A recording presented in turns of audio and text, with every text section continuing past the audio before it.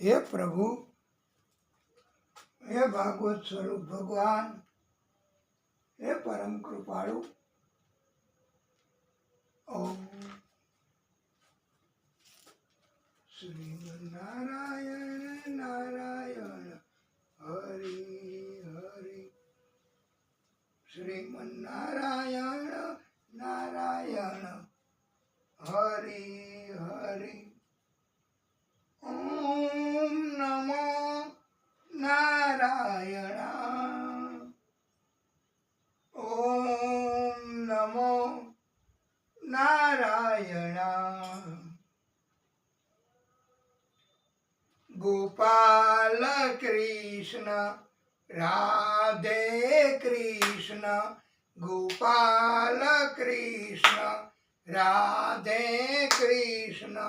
आजा पीले पटकी वाले, आजा पीले पटकी वाले। गोपाल कृष्ण राधे कृष्ण, आजा बंसी बजाने वाले, आजा बंसी बजाने वाले। गोपाल कृष्ण राधे कृष्ण, आजा गौधन चराने वाले। गोपाल कृष्ण राधे कृष्ण, आजा गिरी उठाने वाले। गोपाल कृष्ण राधे कृष्ण, आजा रास रचाने वाले। गोपाल कृष्ण राधे कृष्ण, गोपाल कृष्ण राधे कृष्ण। आजा कंस के काल वाले, आजा कंस के काल वाले। गोपाल कृष्ण राधे कृष्ण, गोपाल कृष्ण राधे कृष्ण।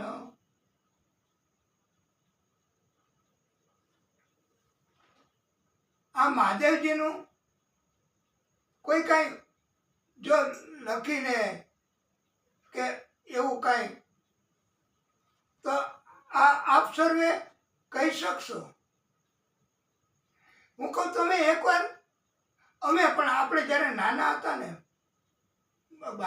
અમે હો, તમે ની વાત નથી, તમારામાંથી કોઈ મોટી ઉંમરના હોય તો એની થઈ શકે વાત, કે જ્યારે નાના હતા ત્યારે નિશાળમાં ભણવા જતા, પાટી અને હતી અને પેન હતી હો એ વખતે, તો ત્યારે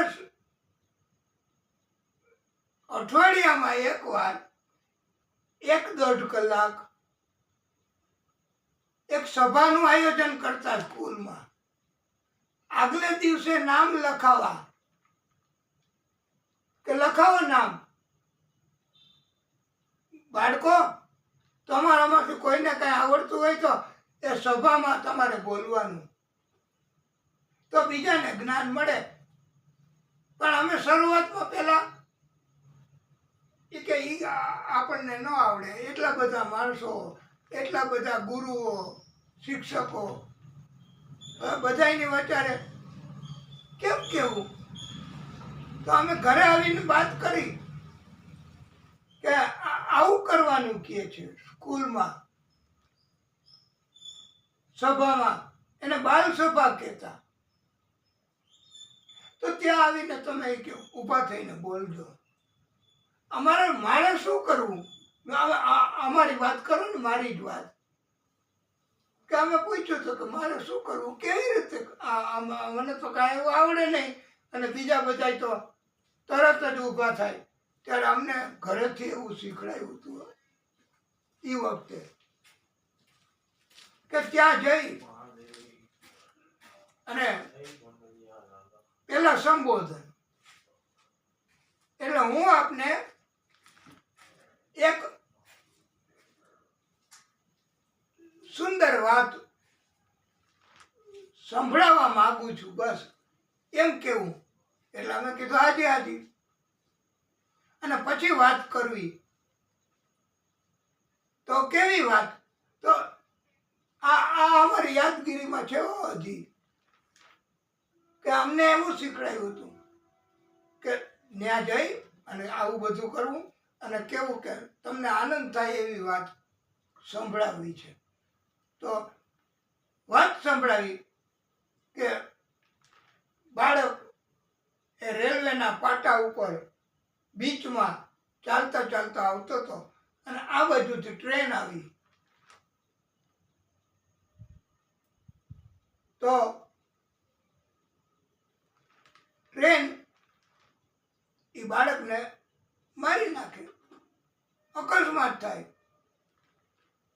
બાળકે વિચાર્યું કે આ તો ટ્રેન છે એને બ્રેક ન હોય. તો બાળક કે હું નીચે ઉતરી ગયો, પાટાની એક સાઈડમાં ઉતરીને ટ્રેન વહી ગઈ. આ વાત કરી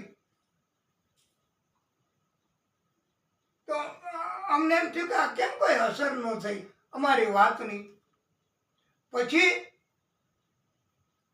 આ બધાએ કીધું કે આમાં કઈ નવીન વાત ન આવી, તારે ઘરે જઈને પાછું પૂછજે આવતી સભામાં. તો અમે ઘરે જઈને કીધું આમાં કઈ નવીન તો આવ્યું નહીં. એ કે બાળક નીચે ઉતરી ગયો, પછી ટ્રેન વહી ગઈ, તો આમાં વોટ ઇઝ ન્યુ? આનંદ થાય એવું શું આવ્યું? તો ઘરેથી અમને પાછું શીખાયું કે હવે તું જુદું કહેજે આવું. તો પછી હવે બીજી સભામાં અમે જઈને કીધું કે આજે મારે તમને નવીન વાત કરવી, આનંદ થાય એવી વાત કરવી. તો એ કે કેવી? તો અમે ટ્રેન એના પાટા ઉપર આ બાળક એ ચાલ્યો આવે, ટ્રેન આ બાજુથી સામેથી આવી. બાળક એ છતાંય ચાલ્યો આવે. ટ્રેને વિસલ મારી તો એ બાળક નીચે ઉતરો નહીં, પાટાની સાઈડમાં ન ગયો. ટ્રેને બીજી વિસલ મારી તો એ બાળક નીચે ન ઉતરો, એ તો સામો થયો. બધાને મજા આવે છે? તો અમે એ વખતે પૂછ્યું હતું તો એ કે હા, હવે કાંઈક નવીન ગતિ થાય છે વાતની. તો પછી બાળક એ સામે આવતો જ રહ્યો, ત્રીજી વિસલ મારી તો બાળક સાઈડમાં ન થયો, પાટાથી નીચે ન ઉતરી ગયો. પણ ટ્રેને એણે પાટો બદલી નાખ્યો અને બાજુના પાટા ઉપરથી ચાલુ પસાર થઈ ગઈ. બાળક આયલો જ ગયો. અને ટ્રેને એના ડ્રાઈવરે વિચાર્યું, આ ટ્રેન ચલાવનારે, કે બાળક છે ને ભલે આપણે પાટો બદલી નાખો.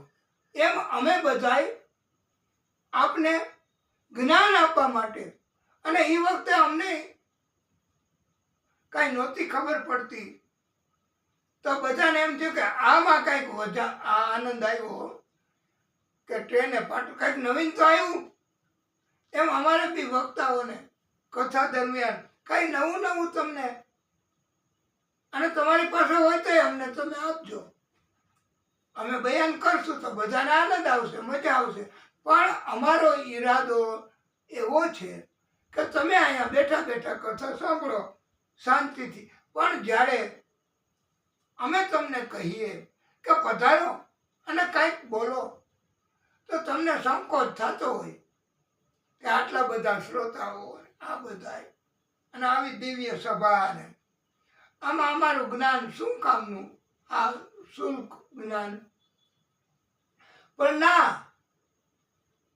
in this way you can have experience કે ઊભા થઈને, અને તમે કોને ખબર પછી કોઈ નાના બાળકો હોય એ ધીમે ધીમે ધીમે ધીમે પછી જાહેર સભા સંબોધે, કથા કહેવા પણ થાય. અમને એ વખતે ખબર એ નહોતી કે અમે કથા સંભળાવવાની અમને તક મળશે ભાગવતની. અને આવી આસન અમને આ ઘરનું શિક્ષણ, એટલે સૌથી પહેલા વહેલું શિક્ષણ છે ને બાળકોને એ ઘરેથી મળે છે. માટે આપણે ઘરે એવું સરસ શિક્ષણ આપવું કે મોટા થઈને નામ રોશન કરે.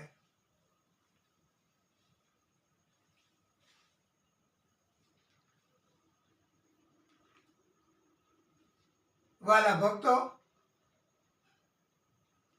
સુખદેવ પ્રભુ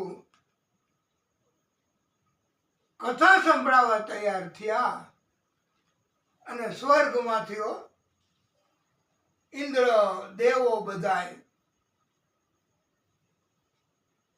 એક પરીક્ષિતને કથા એટલે સંભળાવી કે એનું મૃત્યુ 7 દિવસમાં થવાનું છે, તો એનું મૃત્યુ જ ન થાય એવું અમે સ્વર્ગમાંથી આખો અમૃત એનો મોટો કુંભ ઘડો લઈ આવ્યા છીએ. આ લ્યો, એને પીવડાવી દો, એને મૃત્યુ જ નહીં થાય.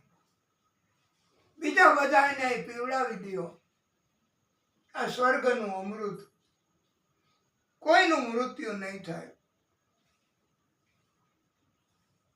તો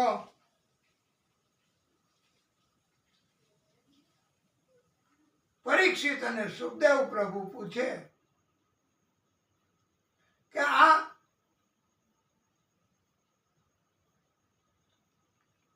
અમને તમે આપશો તો એના બદલામાં અમારે તમને શું આપવાનું? What do you want? What do you expect from us? અમારી પાસેથી શું તમારે જોઈએ? ત્યારે દેવોએ બધાએ કહ્યું કે અમને તમે આ ભાગવત સંભળાવો એના બદલામાં. ત્યારે કહ્યું છે કે આ સ્વર્ગનું અમૃત એ તો બહુ આ ભાગવતની સરખામણીમાં તુચ્છ કહેવાય, એને કોઈ કિંમત ન કહેવાય. એ તો કાચના ટુકડા બરોબર છે. અને આ ભાગવત એની કથા એ તો અમૂલ્ય રત્નો સમાન કહેવાય છે. તમે કાચના ટુકડાના બદલામાં કાચના ટુકડાઓ આપી અને તમે અમૂલ્ય રત્નો લઈ જવા આવ્યા છો, તમે તો કપટી છો. ત્યારે કહ્યું કે તમે લાયક નથી, તમને કથા નહીં સંભળાવીએ, તમે જતા રહ્યો હવે. એટલે ત્યારથી એવું કહેવામાં આવ્યું છે વાલા ભક્તો કે કથા સાંભળવા માટે કોઈ પણ માણસ, કોઈ પણ વ્યક્તિ કપટ કરે, ચીટિંગ કરે અથવા એવો ઈરાદો લઈને બેસે તો એને આ પ્રભુ એ જ કથા ન સાંભળવા દે. એને તો કઈક અંદરથી થવા માંડે. આ ભાગવતની અસર છે. ભાગવતની અસરથી સંતો પણ પલમાં સુધરી જાય ભાગવતજીના સંગમાં. આ અસર ભાગવતની. અને જો કપટી ચીતરિયાઓ એવા કોઈ અહીંયા બેઠા હોય કે કોઈનું ધ્યાન ન પડે ને કથાને વિરામ થાય ને તો અહીંયા જેટલી નોટો ને એવું કઈ પડ્યું છે તો એ આપણે લઈ લઈએ. તો એવા લોકોને પછી આગ લાગે અંદર. હા, આપણને બધાને કંટાળો આવે, નીંદ આવે, આગ થાય, ન ગમે. એ બધી હું કામ કે અવળી અસર કારણ કે ઈરાદો નેક નથી, કપટ છે. કપટી લોકોને કથા ન મળે અને આપણને તમને બધાને ખબર પડી જાય કે આ તો જો કેવો છે દાદા, કપટ કરે છે, તમારી કથાથી ઊંધું જ બોલે છે. તો આપણે કે ભાઈ મહેરબાની કરીને તમારે કથામાં રસ ન હોય તો બીજા શ્રોતાઓને સાંભળવા દેવું, અથવા તમારે છેલ્લે બેસવું. પણ તમે યુ કેન સીટ હો. અત્યારે આપણે કોઈને ના ન પાડી શકીએ. એ વખતે તો ના પાડી દીધી સુખદેવ પ્રભુએ કે ના, દેવોને પણ દુર્લભ છે એ આ કથા, અને બધાય મનુષ્યો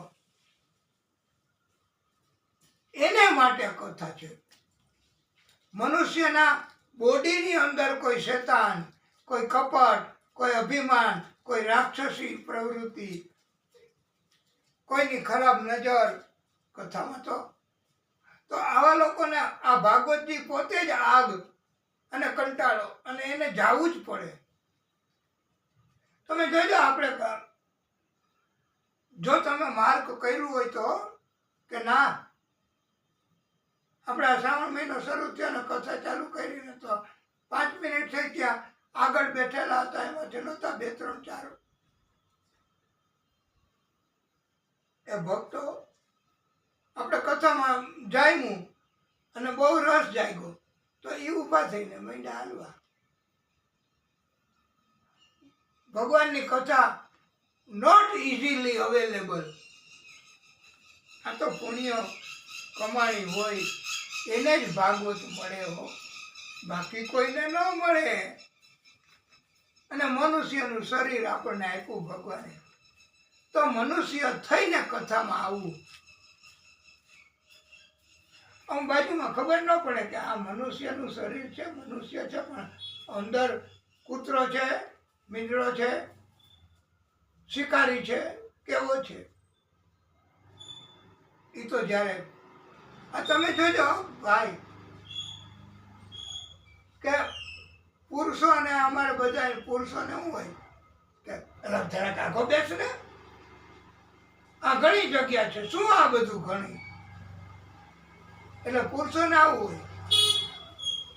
અને બૈરાઓને કથામાં બેઠા હોય તો બૈરાઓને એવું કાંઈ નહીં હોય કે પોતાનો ગોઠણ, પોતાનો પગ બૈરાનો બીજી બૈરાને અડીને જ બેઠા હોય. એ કે બેન તમે નજીક આવતા રહ્યો, તમે આ બાજુથી બેન તમે નજીક આવતા રહ્યો. આ શું કામે કે આવી રીતે બૈરાઓ પણ એકબીજાની નજીક, અને કેટલા નિખાલસ. આપણે તો આપણી બાજુમાં પુરુષોનું હોય કે આપણી બાજુમાં કોઈ આવીને બેસી જાય ને બરોબર કપડાં ન હોય ને આવું હોય ને કે હે ત્યાં બેસ, ત્યાં બેસી જા. આ બૈરાઓને એવું કાંઈ નહીં. એને તો એ કે પધારો બેનો, તમે આપણે નજીક નજીક એટલે બીજા બહેનો આવીને બેસી શકે, એને વાંધો નહીં. એને ઊભું ન રહેવું પડે છેલ્લે. આ નિખાલસતા મોટે ભાગે બૈરાઓમાં વધારે હોય. એટલે તમે જોજો કે બૈરાઓને અંદર એમ તમે ન કહી શકાય કે એમાં અભિમાન ઓછું હોય તો પછી. એટલે બૈરાઓને આમ તમે જોવો તો હાર્ટની જેટલી તકલીફ હોય છે ને એમાં બૈરાઓના કેસ ઓછા હોય. નિખાલસ ભાઈ. એ કે બેન તમે ક્યાંના? એ કે અમે રાજસ્થાનના. અચ્છા અચ્છા, રાજસ્થાન રાજ્ય. તો અમારે ઘરે મટકા છે એ રાજસ્થાનમાં ના જ અમે લઈ છીએ. તો આપણે બધા એક બીજા સંકળાયેલા કહેવાય. આ લ્યો થઈ ગયો સંબંધ. તો તમે આવજો ને ઘરે, આ નંબર લખી લ્યો. અને આપણે તો કથામાં બેઠા હોય, કોઈની સામું ન જોઈ. વિરામ સમયે નહીં, આમ બેઠા ઈ બેઠા, બીજું કઈ નહીં. એકવાર ટ્રેન જતી હતી, એમાં સામે સામે સીટ હોય ને, તો સામે સામે સીટ, એમાં સામે બેઠા હતા, એને કીધું કે આ તમારી બેગનું ધ્યાન રાખજો, કોઈ આવીને પછી પેસેન્જર જ લઈ જશે કે આવું થશે, તમને નુકસાન થશે, તમારું ધ્યાન કઈ ઇયરફોનથી સાંભળવામાં કે એમાં એવું છે. તો પછી બીજી વાર કીધું કે તમે જાઓ ત્યારે આ તાળું મારીને ચેન સાંકળ આમ લગાડીને સામાનને જાજો, નહીતર કોઈ લઈ જાય. ત્યારે પેલા માણસે કીધું કે એલા તું મને આવી રીતે વાત કર્યા કરે છે, પણ આ તારી ટોપી ઈ પણ ગાડીમાં બારીમાંથી ઉડીને વહી ગઈ, તો મેં તને કીધું કે તારી ટોપી વહી ગઈ? ઈ કે હે? હા. તો બીજાની વાતમાં ધ્યાન રાખવું અને બીજાને શિખામણ આપી, તું અપના સોચ મેરે ભાઈ. આ ભાગવતજી એમ શીખવે. ઘણા રિક્ષા કે વાહન ને એમાં લખ્યું હોય ને, તું તારું કર તો જગત એની મેળે સુધરી જશે. એટલે માનવ થઈને અને પદ્મ પુરાણમાં 6 અધ્યાયમાં આ ભાગવતનું મહત્વ સમજાયું છે. ભાગવત છે એ પોતે ભાગવતમાં નથી લખ્યું કે મારી કેટલી કિંમત, હું શું કરી શકું, એવું કોઈ ન કહે. પોતે કોઈ અને બડા બડાઈ ના કરે, બડા ન બોલે બોલ, हीरा मुख से ना कहे, लाख हमारा मोल. આ જ્યારથી શરૂ થઈને વર્ષો થયો, તો એમાં એવું જ આવે છે કે લાખ હમારા મોલ. તો હવે टमाटर आलू के प्राइस वो भी बढ़ गई है, तो આ એની કિંમત લાખ જ રહે. પણ આપણે એમ કેવું છે કે હીરા મુખ સે ના કહે, કરોડ હમારા મોલ. આપણે એટલું તો કેવું પડે. હવે હીરાની કિંમત તો કરોડો ને અબજો રૂપિયા થઈ ગઈ છે. એટલે આનું નામ કથા, આનું નામ ઉપદેશ. અને આજ અને કપટ કરવા વાળાને કથા નથી મળતી. દેવો એમને કથા નથી સંભળાવી. દેવાનામ અપી દુર્લભમ ઇતિ ભાગવતી વાર્તા. તો હવે તો તમે આપણે એટલું તો કરીએ, જય જય રાધા રમણ હરિ બોલ, જય જય રાધા રમણ હરિ બોલ, જય જય રાધા રમણ હરિ બોલ, જય જય રાધા રમણ હરિ બોલ. તું હે મોહન મેરા मैं दीवाना तेरा, तू है मोहन मेरा मैं दीवाना तेरा, मेरी बिगड़ी बनाना तेरा काम है, छोड़ दी कश्ती मैंने तेरे नाम पे,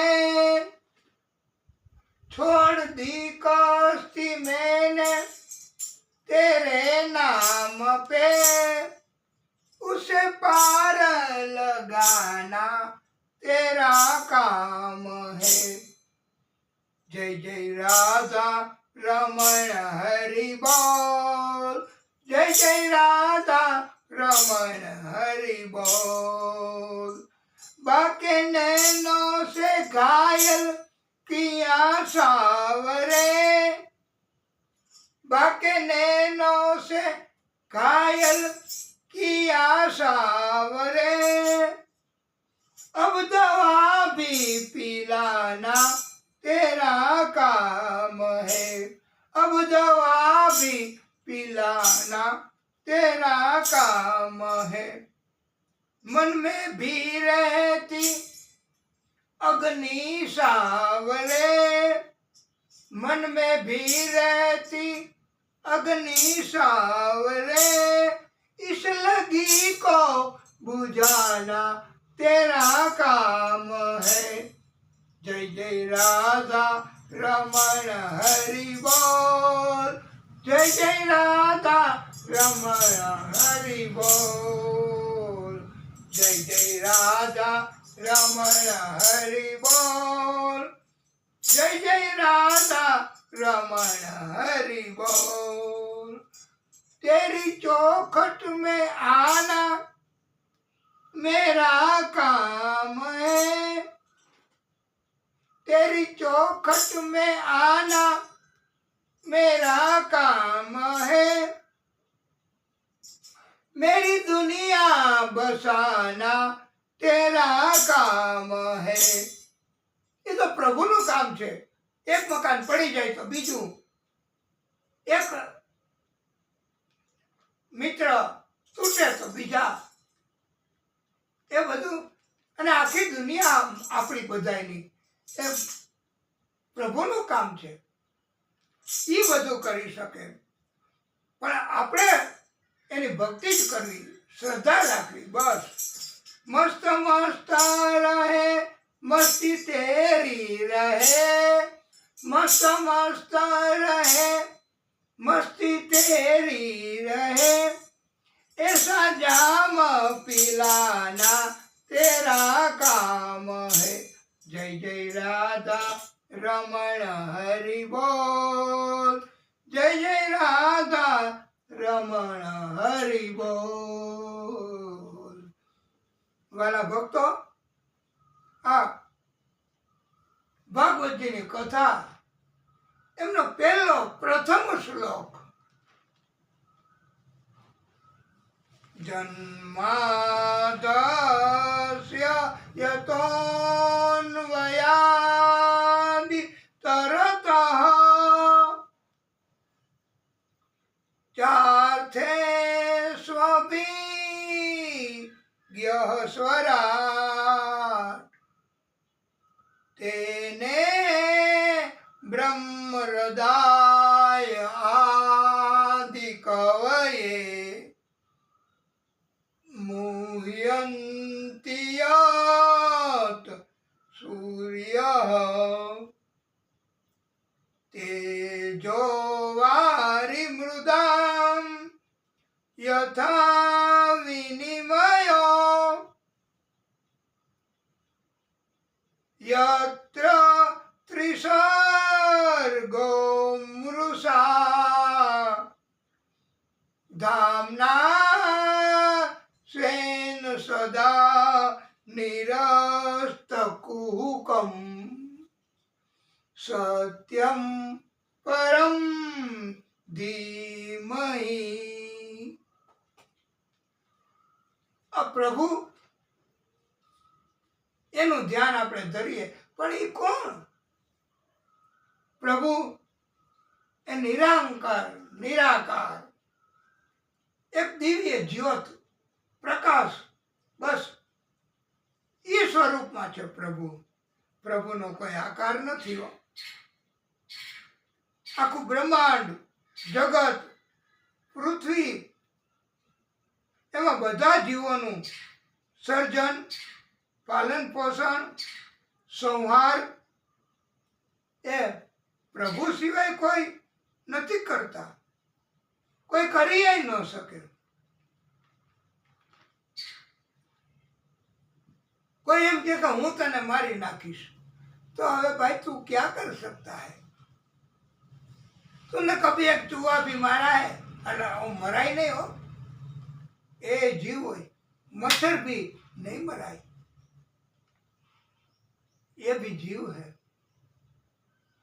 એટલે પણ તમે ગમે તેને ગમે એમ વર્તન કરો અને ધમકી આપો, એનું કાંઈ નથી આવતું વાલા ભક્તો. સૂરજની સામે તમે ગમે તેમ બોલો, એને શું ફેર પડે? સંતો, મહંતો, ભક્તો, એમને શું ફેર પડે? કોઈ ટીકા કરે કે આ તો ટકો જ હોય, બસ. તમે જ્યારે જોવો ત્યારે મહિનામાં 2 કથા કરે તો એ ટકો. તો પણ એમાં શું શરમ? દુનિયાને જે કેવું હોય કે અમારે એની સાથે કોઈ લેવા દેવા નથી. એટલે માણસ કાંઈ ન કરી શકે, એ બધું ભગવાન જ કરે. मारने वाला है भगवान, बचाने वाला है भगवान. પછી આપણે શું અભિમાન કરવાનું? અને નારદજી એમ કહે છે કે પ્રભુએ આદિ શક્તિએ કૃપા કરી બ્રહ્માના હૃદયમાં ભાગવત પ્રગટ કર્યું. આ ભાગવતી પ્રભુએ પોતે આદિશક્તિનું પ્રાગટ્ય થયું. એને પોતે કથા બ્રહ્માજીના હૃદયમાં, જેમ અત્યારે મોબાઈલમાં નથી આવતું, એ કે આવી રીતે આમ બેઠા બેઠા ભાગવત કીએ તો કેદી પૂરું થાય?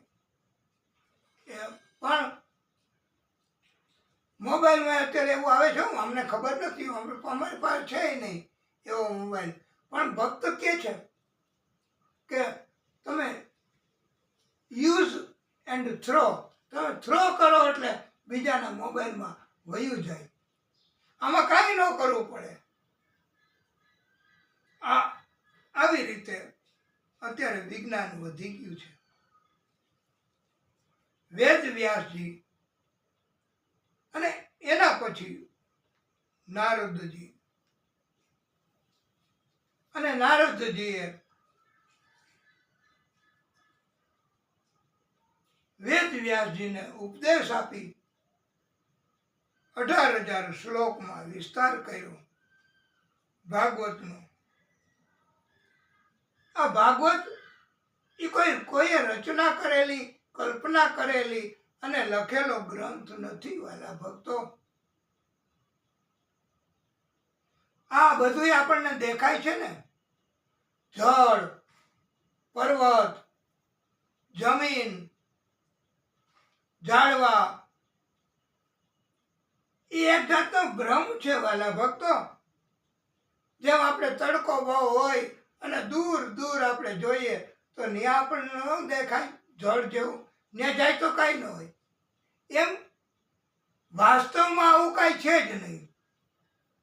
ઇન ધ રિયલ સેન્સ આ કાંઈ છે જ નહીં. જે દેખાય છે જગતમાં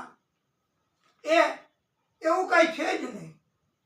દેખાય છે એ માત્ર આપણને એક ભ્રમ ઊભો કરે છે. માયા આપણને બતાવે છે. આવું બધું વાસ્તવમાં નથી. અને જે વાસ્તવમાં છે એ આપણને માયા બતાવતી નથી. વાસ્તવમાં ભગવાન છે, આદિશક્તિ છે, પરમાત્મા છે. પણ એના આડો માયાએ પડદો રાખ્યો, આપણને ન દેખાડે. અને નથી દેખાડે. જેમ તમે જુઓ તો પ્રોજેક્ટ, ચિત્ર, પ્રોજેક્ટર એ બતાવે પડદા ઉપર તો આગ લાગે. જળ પ્રલય થાય એવું દેખાડે, અને કરુણ, કલ્પાંત, રુદન તો એવું દેખાડે. અને આવું જોતા જોતા આપણને આંખમાં આંસુ આવી જાય. આટલી બધી અસર થાય છે આ માયાની, આ પડદાની. તો અને પછી તમે જુઓ તો ચિત્ર ઊભું રાખી દો તો કાંઈ ન અસર થાય. ચિત્ર ઊભું રાખી દો, પડદો જ છે. એમ વાસ્તવમાં આવું કાંઈ છે નહીં. આ તો એક જાતનો આપણો ભ્રમ છે. એ જેમ પ્રોજેક્ટર આવું બધું બતાવે ને આપણને રડાવે. અરે ઘણી વખત તો આપણે આ ઉપર બાલ્કની, પેલા તમે જો કોઈ ગયા હોય તો ઉપર બાલ્કની હોય, ત્યાં બેઠા હોય, એમાં બૈરાવો અને એવું કરુણ પિક્ચર, ચિત્ર પડદા ઉપર હોય, બૈરા હોય, રોવે, આંખમાંથી આંસુ પડે.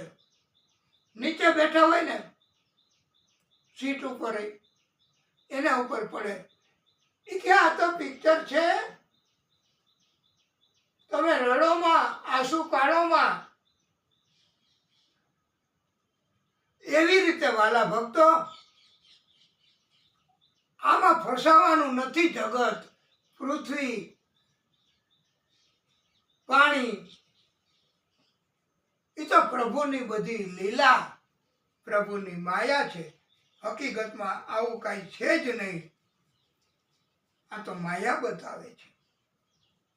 આપણો ભ્રમ છે કે આ મારા કાકા, આ મારા મામા, આ મારા સંતાનો, આ મારો બંગલો, આ મારી મોટર, આ મારા માણસો. આવું કાંઈ છે જ નહીં હકીકતમાં. એટલે વાલા ભક્તો, આ તો એક જાતનો ભ્રમ છે. પરમાત્મા આદિ નારાયણ પ્રભુ એ દિવ્ય જ્યોત, પ્રકાશ, અને પછી એમાંથી પ્રભુ જો એમાંથી પ્રભુ પ્રાગટ્ય કરે, એ કેવી રીતે? કોઈ સ્વરૂપ ધારણ કરે પ્રભુ,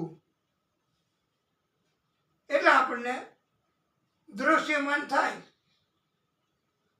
અને આપણે એમની સાથે વ્યવહારો પણ કરી શકીએ.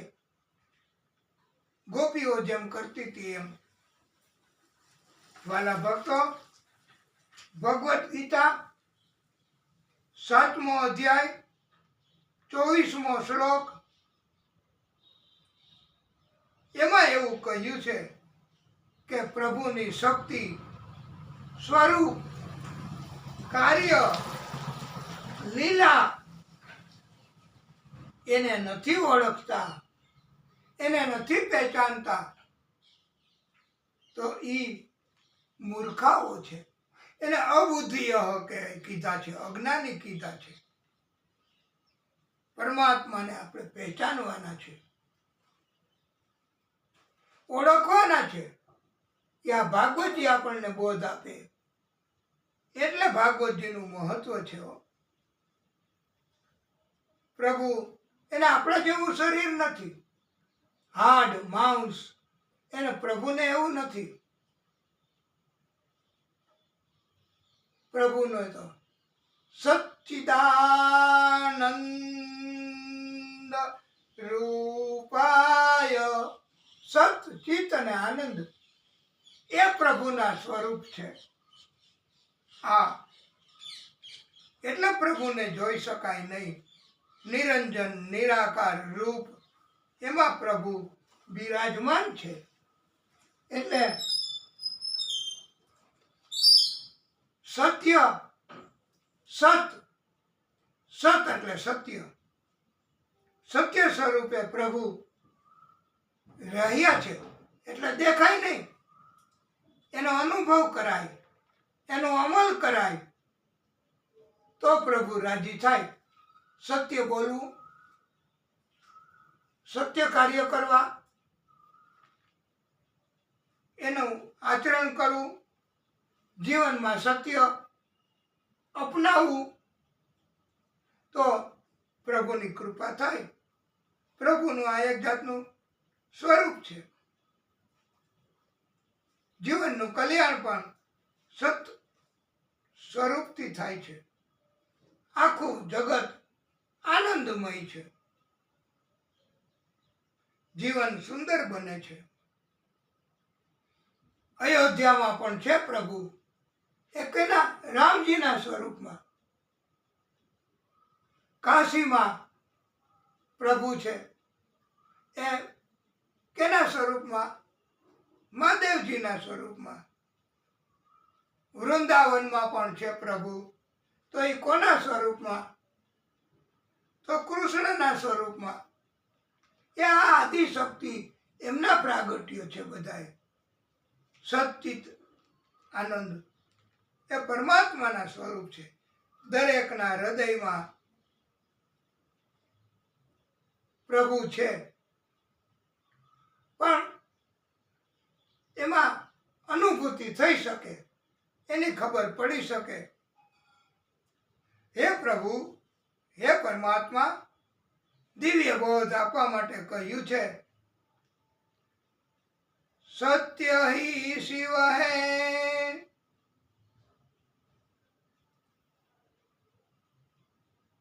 એ આપણને બોધ આપવા માટે. ઈશ્વર સત્ય હે, આદિશક્તિ છે એ સત્ય, એ જ ઈશ્વર. સત્ય હિ શિવ હે, શિવ એટલે કલ્યાણ.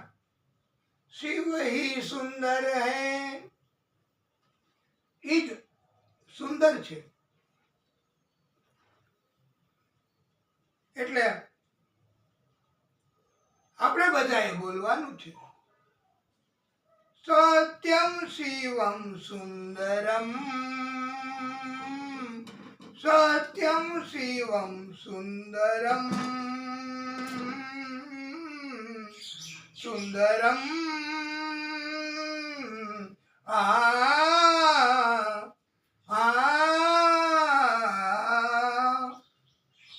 સત્યમ શિવમ સુંદરમ. ईश्वर सत्य है, सत्य ही शिव है, शिव ही सुंदर है.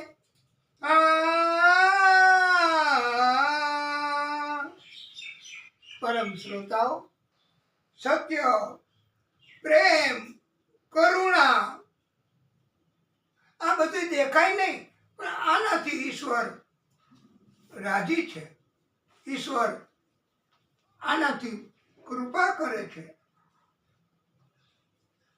અને આ એનો કોઈ આકાર નથી, એનું કોઈ સ્વરૂપ નથી. આ ચિદાનંદ રૂપાય. આપણે હલો, આપણે કથાને વિરામ ટૂંકો પછી આગળ કરીએ છીએ. ઓમ શ્રી.